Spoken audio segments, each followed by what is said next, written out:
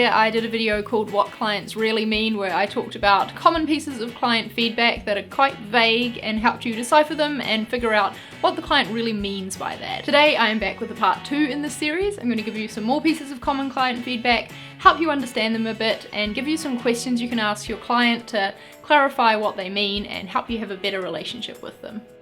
Just feel free to be creative with it. I think that when clients say this, they think it'll be a really exciting thing for you to hear as a designer. But design by definition is a creative field, so everything we do is creative. I sort of always have the reaction of, have I not been being creative all this time?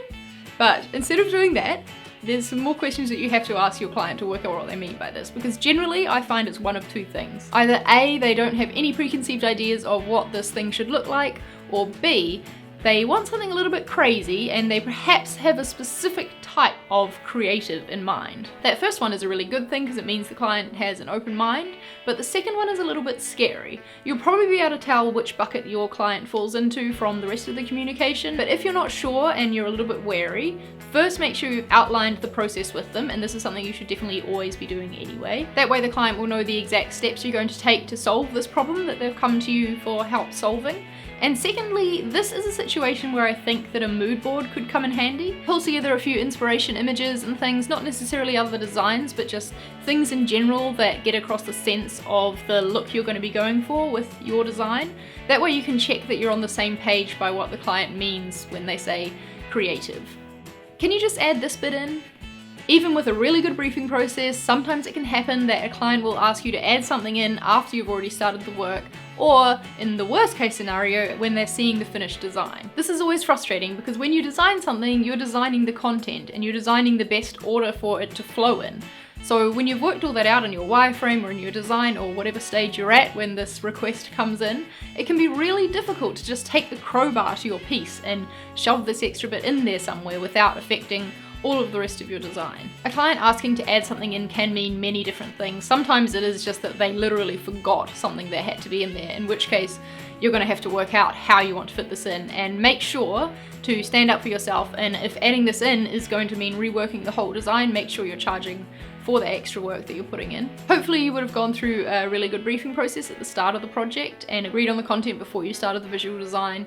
Sometimes when a client asks you to add something in at the end of the project, when they've seen the finished look, it can mean that they think that the main message isn't coming across correctly, so their way of fixing this is to ask you to add something in that spells it out a bit clearer. Walk through the design with them and work out if you really do need to add this piece in, or if it's just a case of you needing to make the design stronger, because it's better for you to make what is there work better for you than try and add something else in. Sometimes though, clients ask this because they see a bit of negative space and they figure that they can cram some more information in there. I find this often happens with print advertising in particular, because with print advertising you're paying for a space on the page, so in the client's mind that can sometimes mean we've got to get as much out of this as possible, so we're just going to cram all of the information in. If this is the case and you're in this situation, definitely sit your client down and explain to them that negative space actually helps your message stand out more. If you have too much information in the piece, it's going to be confusing and the eye won't know where to focus.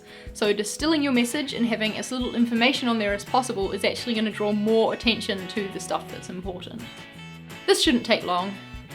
Clients will often say this or something like, it's just something small, when it's something that they need done as soon as possible, and they think by saying that it'll mean that you can fit it into your schedule easier. I'm sure you wouldn't do this, but I'm going to say it anyway. Don't just take the client's word for this and take on this job just because I've said it's something small. Remember that you're the professional here, so it's up to you to look at the problem that they're asking you to solve and evaluate how long it will take you, because sometimes things can be more complicated than the client thought, especially if they're asking for something that is really simple, because you've got to distill everything and cut through and work out where the main message is and what you can get rid of to make something that's really clean and beautiful and crisp.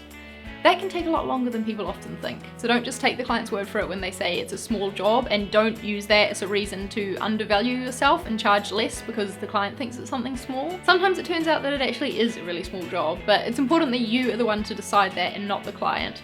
And if you look closer at the problem and work out that it is going to take longer to solve than the client thought, it's not that they were trying to trick you or get a lesser price or get you to do it faster or anything like that. It's just that they sometimes genuinely don't realize exactly how long design takes, because you're the professional, not them, so that's understandable. So just educate them on your process, explain why this job is bigger than they first thought. The client will really appreciate that. They'll have a better understanding of why something that seems simple actually costs a lot more than they thought, or will take longer than they thought, and it should make for a better working relationship with you both. That's all I have for you today. I hope you enjoyed this video. Please make sure you give it a thumbs up if you did. Remember when you're working with clients that they don't speak the same language as you for many things, because you are the professional, you are the trained designer, and you know all the lingo and they don't. So sometimes their feedback does take a bit of deciphering, but working through it and asking them questions to clarify definitely helps to make a better working relationship, so it is worth doing. If you'd like to see a part 3 in the series, if you want to see it keep going, feel free to leave common pieces of feedback you've received down below in the comments. Hit subscribe if you're new to my channel. I make new videos every Tuesday and Saturday, and I will see you in the next one. Bye!